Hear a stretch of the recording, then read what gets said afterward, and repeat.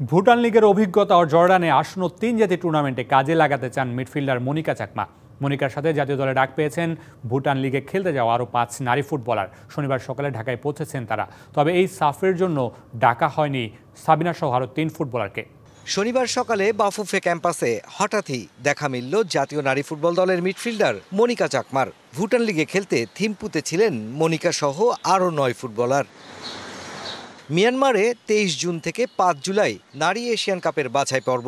সে আসরের প্রস্তুতি হিসেবে 31 মে থেকে 3 জুন জর্ডানে 3 জাতি টুর্নামেন্টে অংশ নেবে বাংলাদেশ, যেখানে জর্ডান ও ইন্দোনেশিয়ার মতো শক্তিশালী দলের বিপক্ষে ম্যাচ খেলবে লাল সবুজরা। সে আসরে খেলতেই ভুটান থেকে আনা হয়েছে ঋতুপর্ণা, মারিয়া মান্ডা, রূপনা চাকমা, শামসুন নাহার সিনিয়র ও মনিকা চাকমাকে। যেহেতু ফ্রেন্ডলি ম্যাচ জর্ডানের সাথে, তো আমাদের মায়ানমারের সাথে হচ্ছে এশিয়ান কাপ, তো আমরা যদি জর্ডানের সাথে আর ইন্দোনেশিয়ার সাথে আমরা ভালো একটা রেজাল্ট করতে পারি, তো মোটামুটি আশা রাখি যে এশিয়ান কাপেও ভালো একটা রেজাল্ট হবে। 23 জুন থেকে 5 জুলাই এশিয়ান কাপের বাছাই। মিয়ানমারে বাংলাদেশের প্রতিপক্ষ স্বাগতিক দেশ সহ বাহরাইন ও তুর্কমেনিস্তান। সে আসরে ভালো করতেই জর্ডানে খেলতে যাওয়া। যেহেতু আমরা লিগ খেলতে গেছি, ওদের লিগটা অনেক প্রফেশনাল, তো আমার মনে হয় যে খেলাটা আমরা যেভাবে খেলছি, আমরা যেভাবে ওখানে ট্রেনিং করছি, তো ওইগুলো যদি আমরা কাজে লাগাতে পারি তাহলে আমার মনে হয় ভালো একটা রেজাল্ট হবে।